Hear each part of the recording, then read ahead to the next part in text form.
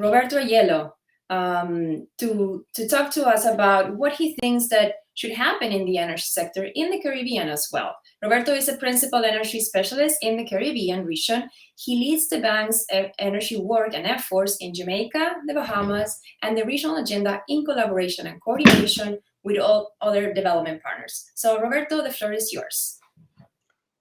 Good morning, everyone. Thanks very much, Virginia. It is an honor for me to be here today.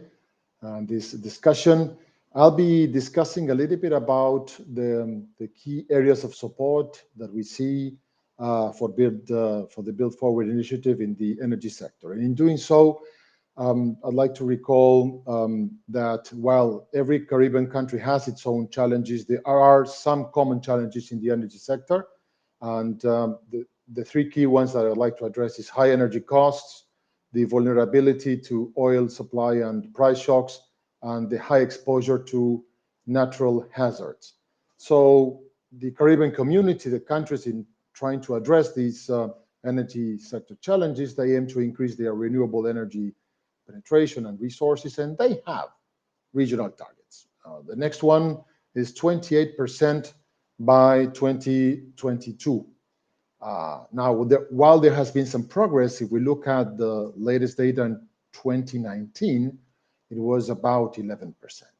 So it seems unlikely that they will meet the target of 28% by next year. So the question here is what's happening? What are the barriers that are slowing down this development? And so I think Build Forward is a remarkable initiative. I think there are key elements that they can support, and I'll start by mentioning some of the technical assistances that are very much needed. First off, I'd like to mention the capacity building for energy planning and energy data capabilities. Frankly, many countries in the Caribbean do not have an energy planning department, and the technical know-how and the information is placed in the utility or split within several stakeholders. In some cases, there is not full understanding also of responsibilities and roles of the relevant stakeholders. So all of these factors come together and they generate uncertainties and constraints in the investments in the sector. Important to note also at the same time, countries struggle to understand how to optimally integrate variable renewable energy without generating disruptions, reliability issues in the grid, and the like. So energy planning and having robust information is critical, is a necessary precursor for the investments that are needed in the sector to increase the share of renewable energy. So capacity building in that front is essential. The second point I'd like to mention is about financing. We know that to transform the energy matrix, the investment that is needed is very significant. And in doing so, definitely public funding will not be enough. We will need a joint effort between public and private resources. Now, definitely to attract private sector investment, there is a need to have the right enabling policy and regulatory environments. That they need to define clearly the role of the private sector, the rules and procedures, and transparent rules of the game for investments. So this is very important, and so technical assistance in this front for the enabling policies and regulation are essential to support the countries in this front. Now, with all of the technology advancements, there's also other cross-cutting opportunities that it's important that the Caribbean countries can take benefit of it. Just to mention a few, decarbonization in the land transportation, and the bank is in some way or the other working extensively with most of the countries in the Caribbean in that front.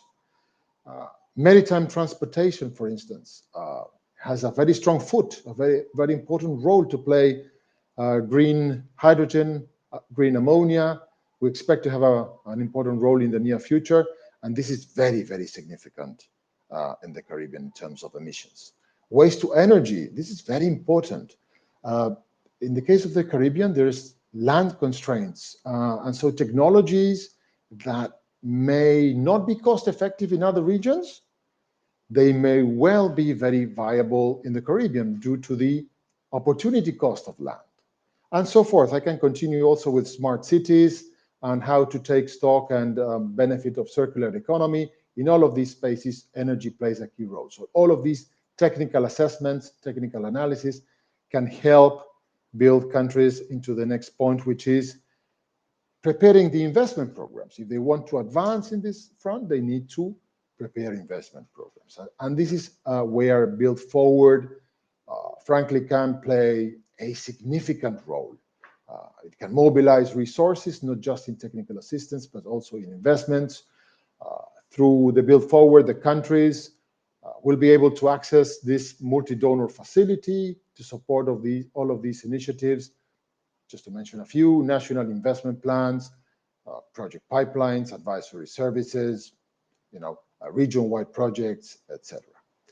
I would like to mention now a very important point that relates to development partners coordination, which is also critical to enhance the development partners' effectiveness across the region.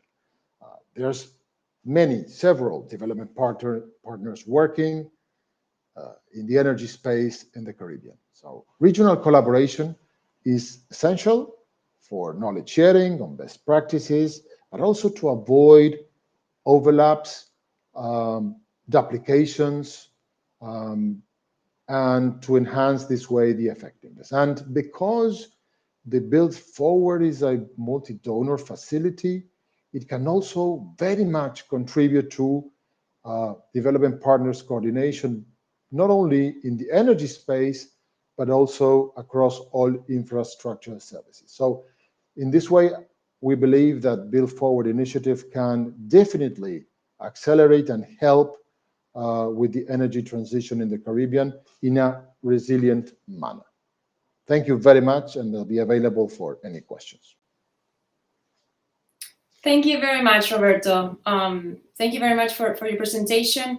And definitely, since we're talking about the need to have a multi-sectoral approach to tackle these climate change issues, I would like to ask Agustina Calatayud to tell us about the work that she's doing. Agustina is a lead transfer specialist at the IDB, and she oversees transportation research and development with particular focus on the future of transportation and logistics. So very exciting work that she does.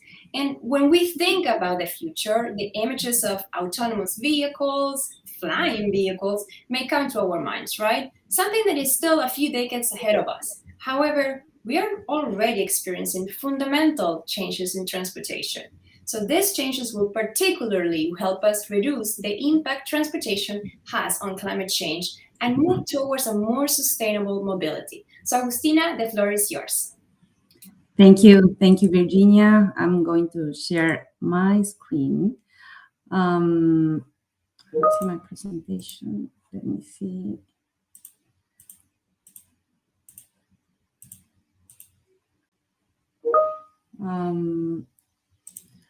I think I'll have to open my PowerPoint presentation again. Just 1 second. I will be there.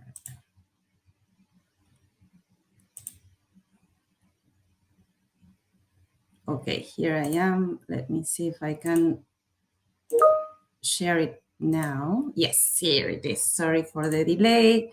So I'll start my presentation. So I'm going to speak about electric mobility in Latin America and the Caribbean. And let me start by saying that today, 1 out of 4 people in Latin America breathe unhealthy air. That is 81 million people in our region, equivalent to all the population of Peru and Argentina together. And 30 million of these are children. Recent projections do not bring good news because in the next 10 years, megacities will expand and motorization rates will increase, raising the number of people exposed to harmful air pollutants. CO2 emission from transportation will rise by 25%. And in this context, Latin American countries won't be able to achieve their sustainable development goal targets. And there will be a toll on public health as well, with a spike on cardiovascular diseases and lung cancer due to poor air quality. This is our scenario for the next decade, unless we radically change the way people move and goods move as well. But the good news is that today we can change it with private sector leadership and appropriate public policies to boost electric mobility in our cities. At the Inter-American Development Bank, we are strongly committed to support the transition to a more sustainable mobility. And this is part of our Vision 2025 agenda for recovery and sustainable economic growth in Latin America and the Caribbean. Electric mobility can reduce energy emissions, energy consumption, and the energy bill. Indeed, fossil fuel transport is one of the most energy inefficient economic agents, wasting around 70% of its fuel. The massification of electric mobility will also contribute to improve energy security by reducing dependency on imported fuel. And this is particularly important to our region, where the energy matrix comes mainly from national renewable resources. Moreover, decarbonization in our region can create 15 million net jobs by 2030, fostering economic recovery after COVID-19. Our region has also the resources necessary for manufacturing vehicle batteries and parts, and an important know-how on car manufacturing. There is then an outstanding opportunity for firms in Latin America to increase their participation in international markets through the reconfiguration of value chains that is already taking place in the automotive sector. And in this context, through our electric mobility platform, we are promoting changes in the region in three main areas. We're updating policy frameworks, we're providing financing to public and private sectors, and we're bridging the knowledge and collaboration gap between sectors and countries. More than 20 countries have received our support so far through projects that range from designing national strategies and policy frameworks to renewing bus fleets, installing charging infrastructure, or researching on new energy sources. For example, Costa Rica Public Electricity Company has replaced 100 vehicles from its old fleet with resources coming from an IDB loan. And Peru and Ecuador now have more than $50 million to finance fleet renewals.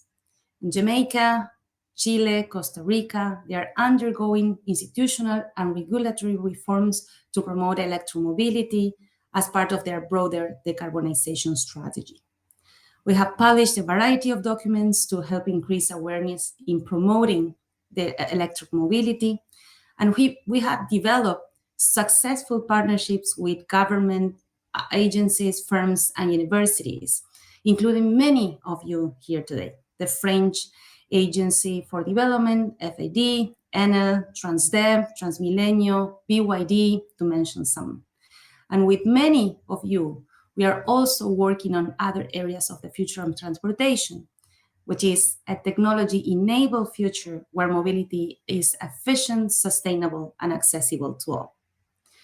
Looking ahead, we certainly face an enormous challenge in the region, but we also have a once-in-a-generation opportunity to change our future. We need your support on this, and there are many areas where we could collaborate. You can participate in our roundtables with the industry and share your views and perspective with us. We can foster together research and innovation or develop pilots to test and upscale technology. And we can also mobilize and leverage resources to finance transformational projects. There are then many opportunities to collaborate. So if this is an interest area for your organization, please reach out to us and be part of the sustainable mobility of the future. Thank you.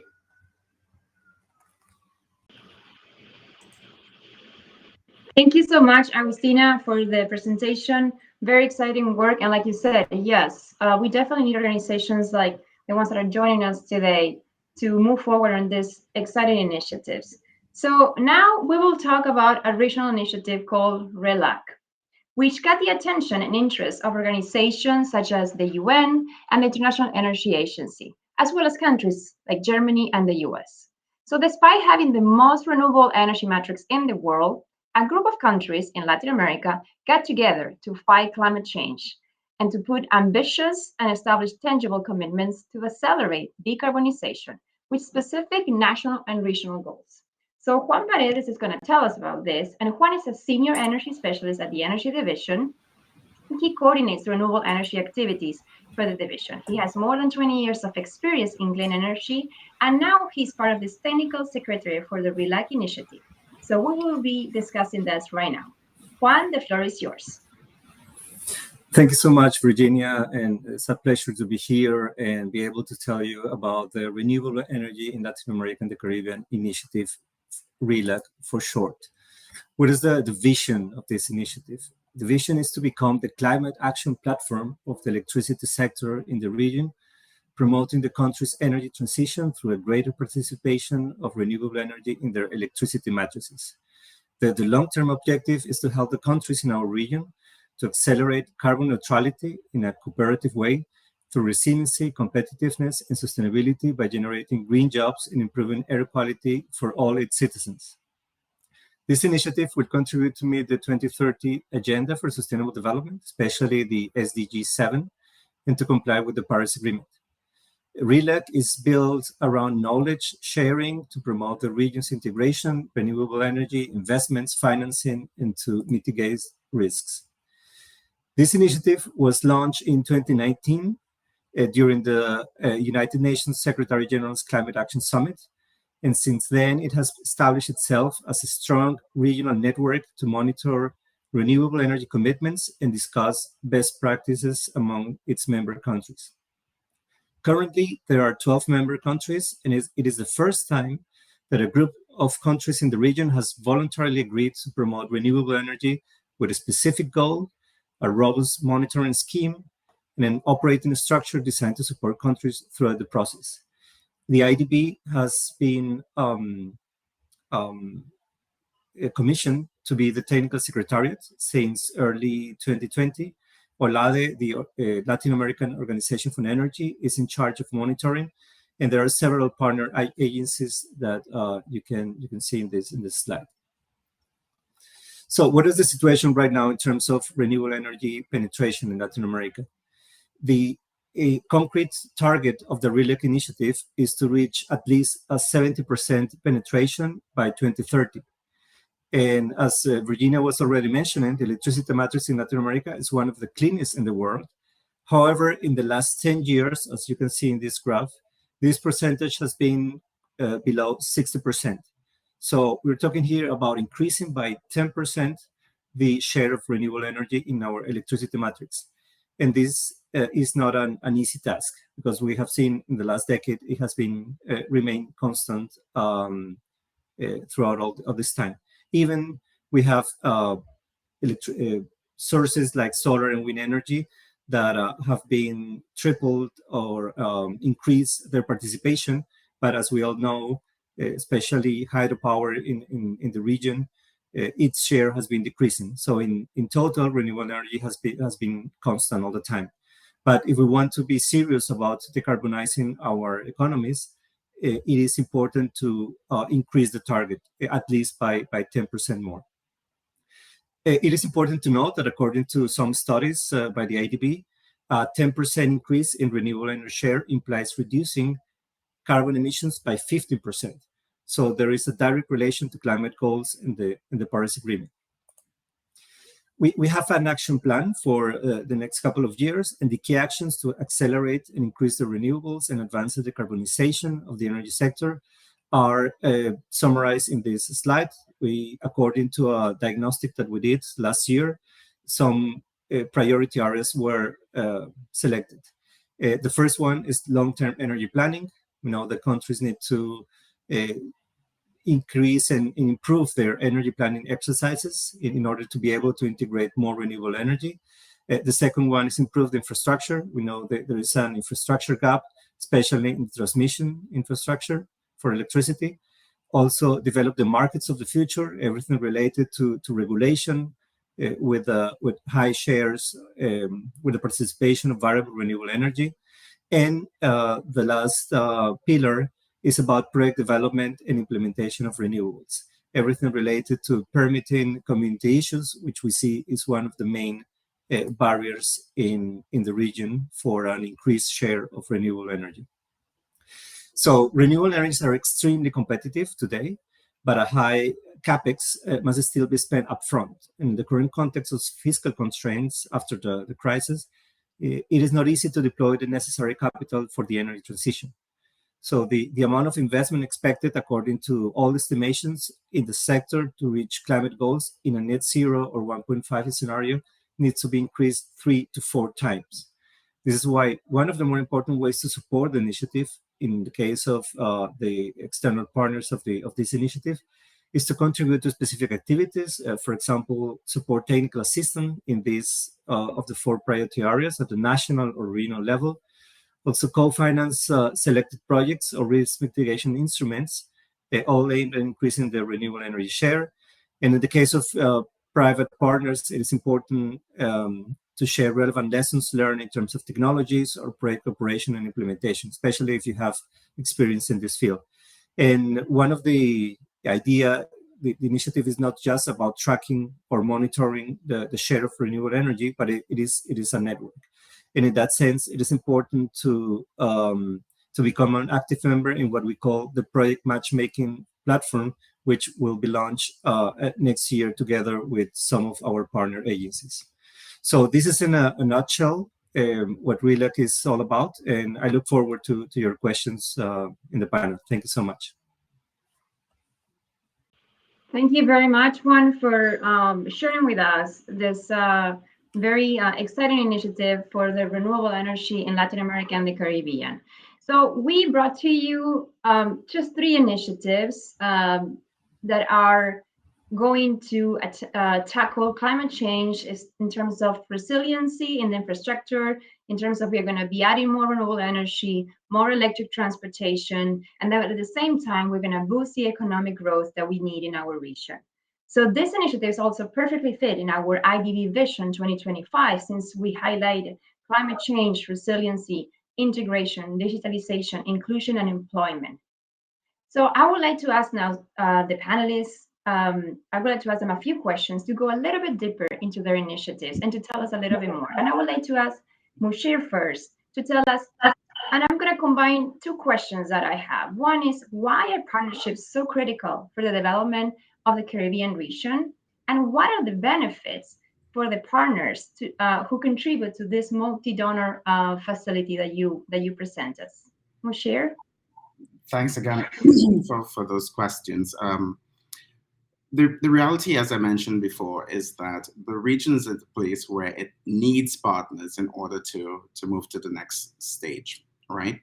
I had shared in my presentation that in addition to what the region is confronting in terms of dealing with the pandemic, some of the territories have again been affected by natural disasters.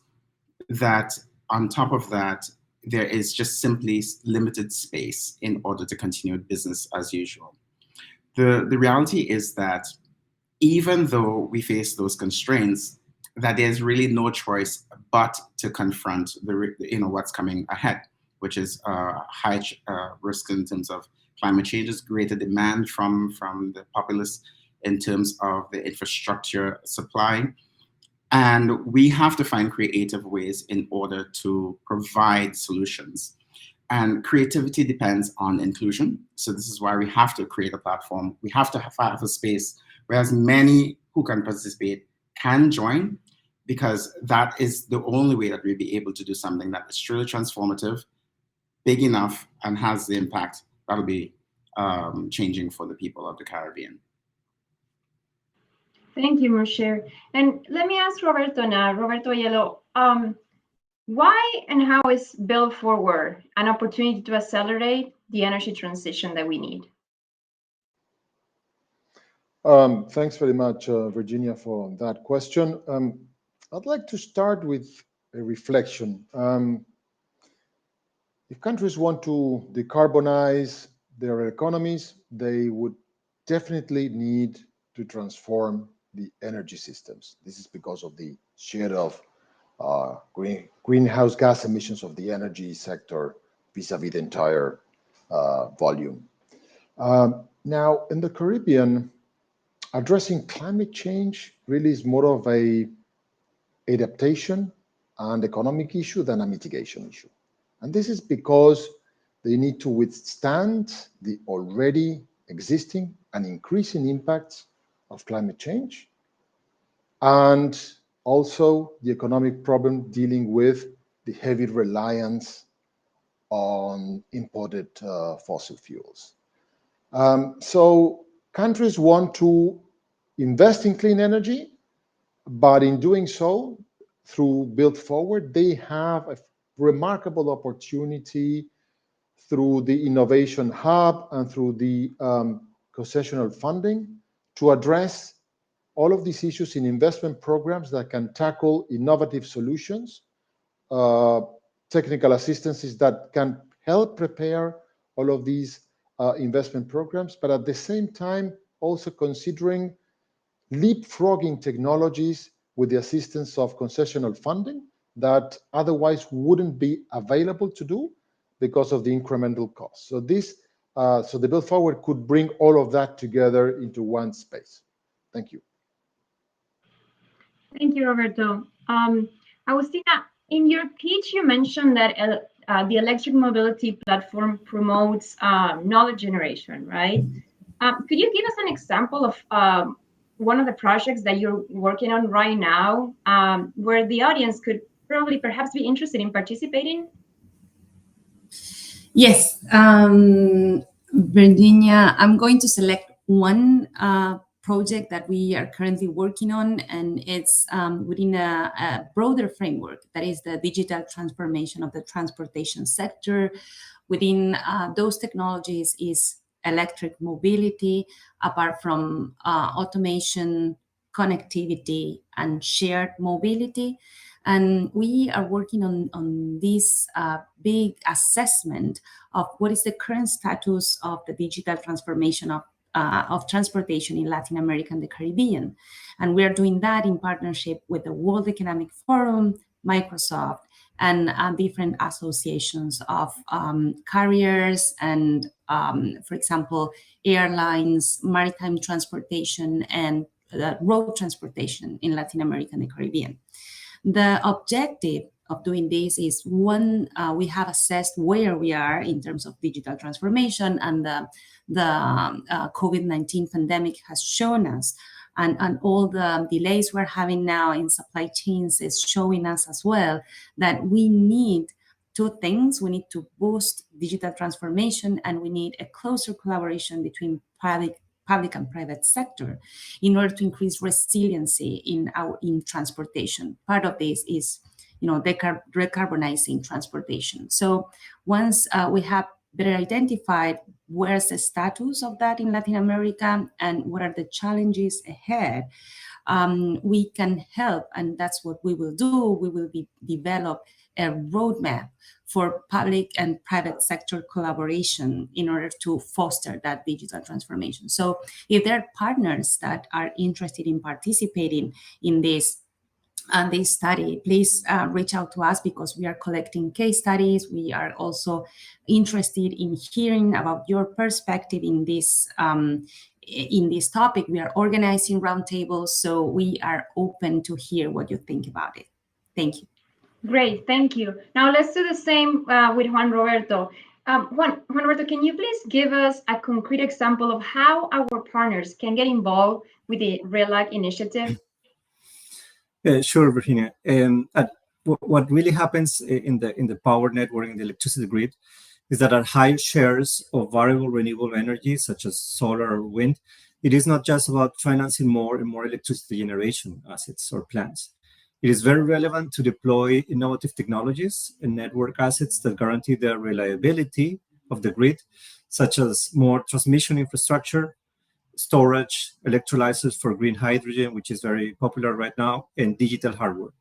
So that additional cost increases the need for capital and sometimes the risk of using more innovative technologies. So blended finance mechanisms, grants, concessional financing are really necessary to bridge that funding gap. And for that, we need every possible funding mechanism because, as we already explained, there is a growing funding gap. We need to invest 3 to 4 times in order to reach the climate goals that the countries have pledged under the different treaties, like the Paris Agreement. So in this context, every contribution from partners counts. Thank you, Juan. Thank you very much. Now, all these initiatives that we are sharing with you are, of course, very relevant in view of the upcoming COP26, right? And we're telling you why is this important, why is this relevant? But I'm going to ask Mushir to help us to tell us why is the IDB Group in a good position to lead an initiative, for instance, such as Build Forward? We believe in doing development from the ground up, and we are present in all the countries in which we work. We have a very strong track record, especially in the Caribbean, in terms of moving projects. I mean, so basically, we are really good partners in terms of working very closely with all stakeholders to actually realize the objectives and the results of all our investments. So we feel very confident to bring partners along so that they can assure their stakeholders that there'll be a great return for their investments. Thank you, Mushir. And one more. And why is now the right time for Build Forward? What will you tell our partners? So either we build back or we build to something greater. Something is going to happen. The state of the entire global, what we're living right now, something has to happen. We want to make sure that what happens takes care of many of our problems for the next century or so. Great. Yes, absolutely. I'm going to go back to Agustina now because I'm actually, I want to ask her something that she recently published about and I'll go back to transportation, yes, but on the congestions for Latin American Caribbean cities. And I want to take this opportunity to ask you about this, which in some cases, this congestion that happens in our region is equivalent to the amount of the investment in health and education. So we're putting things in perspective compared to other sectors that are, of course, very relevant to our governments. So how does the promotion of electric mobility fit within reducing congestions in our cities? Yes, thank you, Virginia. So sometimes when we talk about electric mobility and we talk about that with transportation specialists, transportation planners, they think about putting more cars in our cities that are already very congested, and we have shown what the costs are of congestion in big cities in Latin America. So what we need, and that's why if there are partners interested in talking to us, in being part of a focus group that we are building with the automotive companies, what we need is to, of course, transition to a more sustainable mobility, which is based on electric and renewable sources for fueling our cars. But we also need a more sustainable mobility in the ways that we do not, or we reduce the congestion in our cities. So that is part of a broader perspective that and a broader plan that we are working together with the industry and with public sector on how to foster this transition, but at the same time, not put more cars in our cities. Thank you. And Roberto, let me get back to you. You mentioned several opportunities for technical assistance and from different subsectors within the energy sector, that there are plenty of opportunities for the Caribbean. Now, why is the development partners coordination so important, and how can they get involved in all these areas that you mentioned and all the opportunities for technical assistance that we have? Thank you, Virginia. That is a very important question and something that we're working very, very strongly in the Caribbean. There's many development partners working with the countries in terms of in the energy space. And in doing that, there is a risk of overlaps and duplication unless we coordinate appropriately. So we have recently relaunched in some way or restarted meetings of an energy working group that there has been some efforts in the past, but now we are revamping that effort. We had a meeting in which more than 15 development partners participated back in September. And I think that Build Forward can also play a very important role into that. It's very important that, development partners provide technical assistances in the form of non-reimbursable grants, usually, and in some cases to the countries, and in some cases investment grants. And obviously, countries don't want to reject those grants, but unless we coordinate, obviously, there could be and there are risks of duplication, not only in technical assistances, but at the same time, issues with the integration of the investment. So it is very, very important. And I think if we line up behind a vision of many partners, one plan, one team, I think we can increase definitely and enhance the donor support effectiveness. Thank you, Roberto. And Juan Roberto, one last question for you. Why do we need more renewables, and what's there for our partners? How can they? What is new that what can we bring with this new initiative, and why are renewables so important for us? Yes, that's a key question, and it's important to explain the context in Latin America, because besides of the need for decarbonization, Latin America is a developing region, so it needs energy for its growth. And according to our own estimations, energy demand will increase by more than 60%, which is a lot, in the next decade. So as my colleague Agustina was telling you, there is also a trend for electrification in the general economy, in the transport sector, for example, and that's a reality. So this could increase even more the amount of electricity that we will need in the future. And besides of this, we want a real energy transition. We don't just need to cover the new energy demand with renewable energy, but to replace the existing fossil fuel generation with clean energy. Otherwise, it is not a transition. And this is different to other regions in the world where demand is stagnated or even decreasing, like in Europe. So the effect of a higher share of renewable energy is more evident in the overall energy transition. But it is not that case in Latin America. So this means that we need to double down our efforts in our region to decarbonize and try to integrate the largest possible amount of renewable energy, not just but increasing the share and covering the new demand, but replacing the existing fossil fuel generation. The resource itself is not an issue in our region. I can give you a couple of numbers. In terms of wind energy, for example, we have exploited less than 0.05% of the available gross potential. In the case of solar, it's even lower, less than 0.1% of the potential. And last but not least, and if you have seen what is happening in Europe with the volatility of fossil fuel prices, renewable energy offer a stable price because their input resource is free, it's the sun or the wind. So that's becoming more relevant, especially for countries and fiscal constraints, and if they need a resource and some price stability over the longer term. And that's what normally also investors need, some stability in revenues in the longer term. So it's the most attractive proposition for everyone.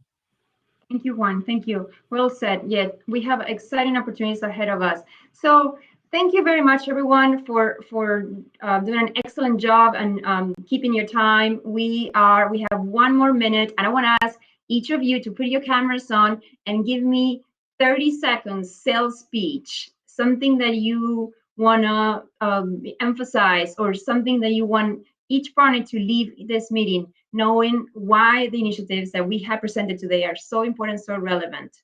So I'll start with Mushir, then I'll go Mushir, Roberto, Agustina, and Juan Roberto. Go ahead, please. Very simple. Do the same or do something new. Come with us, build forward. Well said. Roberto. Investments need energy planning. The country is important that they are well prepared to plan properly their investments and to set up the enabling institutional and regulatory environments to deploy more energy, renewable energy and resilient infrastructure. Agustina? 81 million people in our region breathing unhealthy air. It's something that we cannot leave this something to happen. So come work with us on promoting cleaner mobility in the future. Juan. The energy transition is all about consumer participation and coordination. So please join our platform, which is the best platform up to now to coordinate those efforts. Thank you very much, everyone. We at IDB have the capacity to work on all these issues that we talked to you today. And as a development bank, we are working very closely with our clients. We understand the challenges that they have.